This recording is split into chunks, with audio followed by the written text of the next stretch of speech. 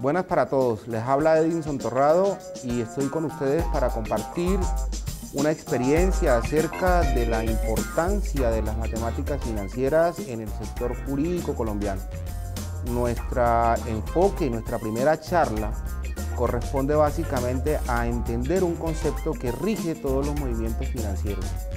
Esto está basado fundamentalmente en la importancia que los mercados financieros y los negocios que se están manejando a nivel de juzgados y de litigios requieren del conocimiento práctico de un concepto fundamental, el costo del dinero a través del tiempo.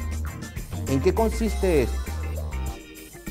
Supongamos lo siguiente, entendamos que usted el año pasado devengaba 1 millón de pesos de salario.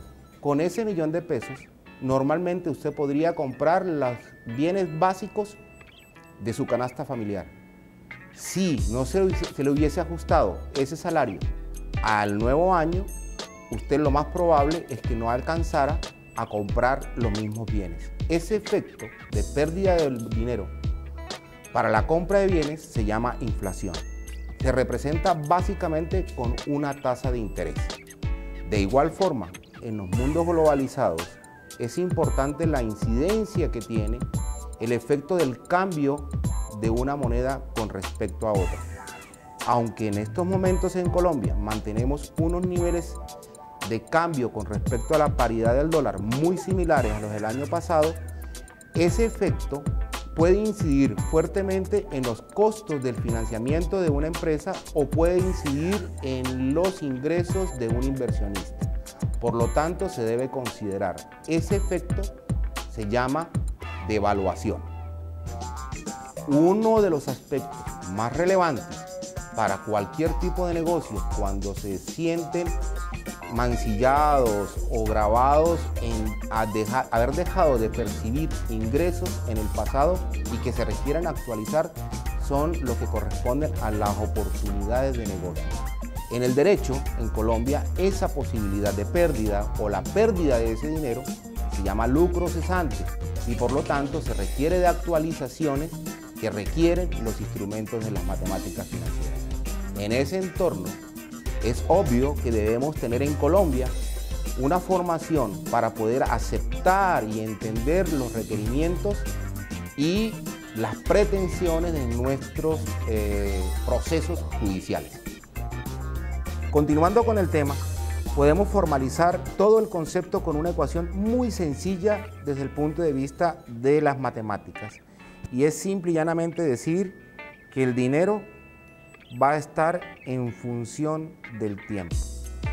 ¿Qué elementos intervienen básicamente dentro de esta formulación?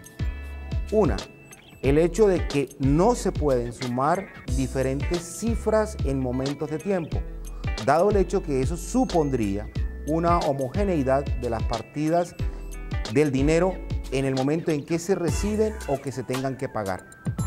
Esta homogeneidad de las cifras la maneja la contabilidad, donde normalmente se suman los movimientos económicos de la empresa que ocurren en el mes de enero con los movimientos de dinero que ocurren en el mes de diciembre para presentar un solo balance de año corrido. En las matemáticas financieras eso no es permitido. Por lo tanto, siempre vamos a tener en cuenta que debe existir una razón de cambio. Esa razón de cambio es lo que se viene llamando una tasa de interés. Para poder conversar a trabajar sobre esto, tenemos que tener una claridad sobre unos mínimos estándares que son los siguientes. Cuando usted observe que hay una línea, en la gran mayoría le dirían que sería una cifra horizontal. Es importante entender que cuando remarcamos periodos uniformes, estamos considerando de que ya es una línea de tiempo. En esa línea de tiempo vamos a dibujar los flujos. ¿Qué es un flujo? Es simple y llanamente mostrar las entradas y las salidas de dinero que ocurren para una persona o una organización. Por nomenclatura y por mnemotecnia básica se supone que si se dibuja una flecha de para abajo es una salida de efectivo y si se coloca una flecha de para arriba es un ingreso. Como ustedes pueden observar, siempre vamos a encontrar un momento cero y unos periodos que vamos a considerar uniformes. N periodos. Esta línea ya es un diagrama de flujo, donde lo que nos está mostrando es en qué momento se desembolsó el dinero y en qué momento se recibió el dinero. Aquí va a estar involucrado una tasa de interés.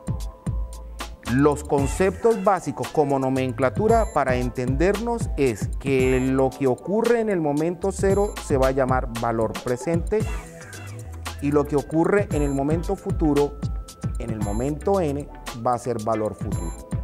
Entonces miren que ya encontramos varias formas de entendernos para poder hablar en un lenguaje de matemáticas financieras. Valor presente, lo que ocurre en el momento cero. Valor futuro, lo que ocurre en el futuro, momento n, sujeto a una tasa de interés que va a estar involucrada en el tiempo, n periodos. ¿Cómo ha venido siendo la evolución de este concepto? Entonces vámonos a ir a los principios del siglo y vamos a hablar coloquialmente de lo que nuestros abuelos colombianos hacían. Si tu abuelo le prestaba a un amigo la suma de 100 pesos y le decía que le iba a cobrar una tasa de interés del 3% por cada mes que el amigo tuviese en su poder el dinero, querría decir que si el amigo se demora un mes, iría a recibir su abuelo la suma de los 100 pesos, que fue el valor que le prestó, más los 100 pesos multiplicado por la tasa de interés. Esto no daría que recibiría 103 pesos. Si el amigo de su abuelo se demora 2 meses, ¿qué recibiría el abuelo al final del periodo? Los 100 pesos que le prestó más los 100 pesos por la tasa de interés que lo mantuvo durante 2 periodos. O sea que recibiría 106 pesos. Si seguimos así bajando en el periodo de tiempo, querría decir que llegamos a un periodo enésimo o un n cualquiera, podríamos decir que recibiría los 100 pesos más los 100 pesos multiplicado por el 3% por el número de meses que el dinero estuviese.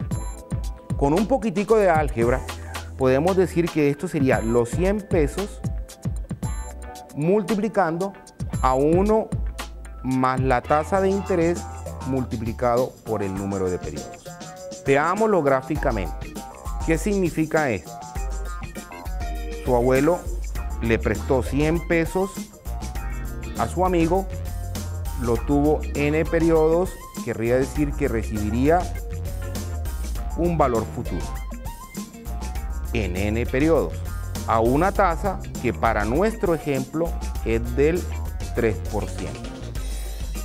Para generalizar la ecuación, encontraríamos que ese valor futuro va a ser igual a los 100 pesos por 1 más el 0.03 por n meses. Como se dan cuenta ustedes, este es el valor presente y esta es la tasa de interés. Por tanto, podríamos decir que el valor futuro es igual al valor presente que multiplica por 1 más y la tasa de interés por n, el número de periodos. Este concepto es lo que se llama intereses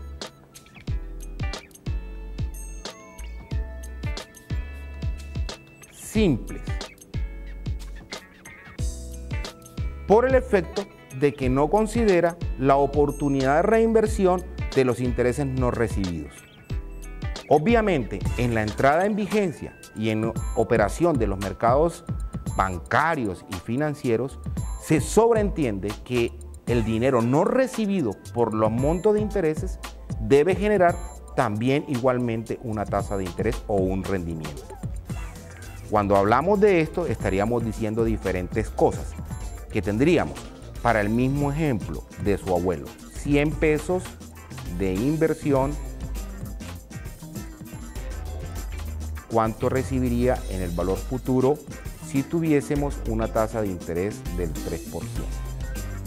Miren lo que sucede. Si el deudor tiene el dinero un solo mes, querría decir que tendría que pagar los 100 pesos más los 100 pesos por la tasa de interés.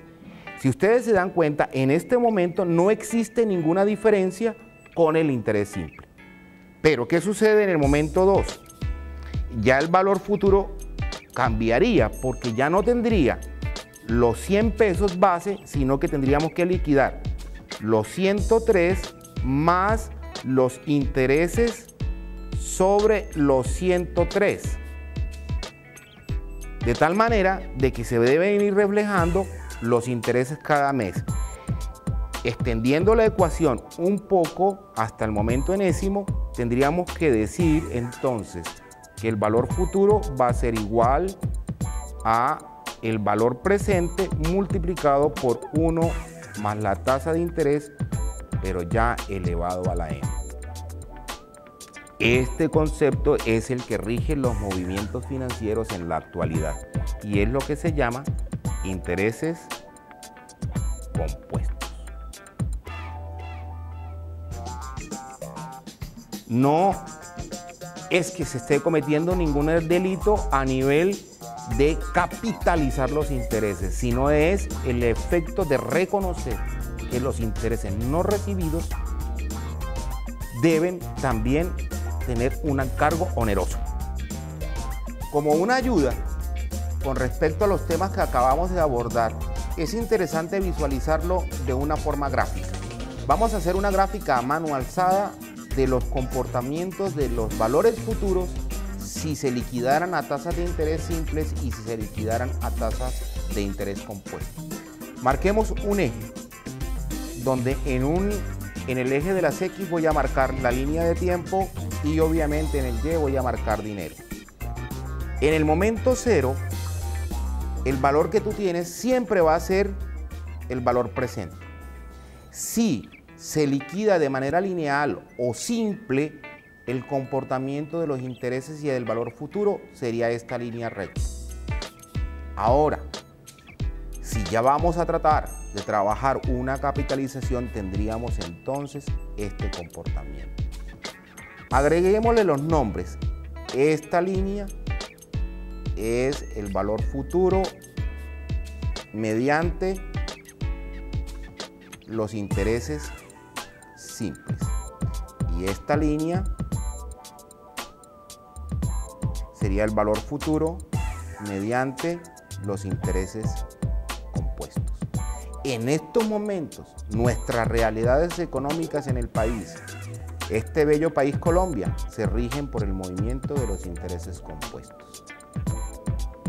Espero que con esta breve explicación ustedes se enamoren del maravilloso mundo de las finanzas y de por qué es la importancia de entender que el dinero hay que hacerlo rendir y hay que generar riqueza.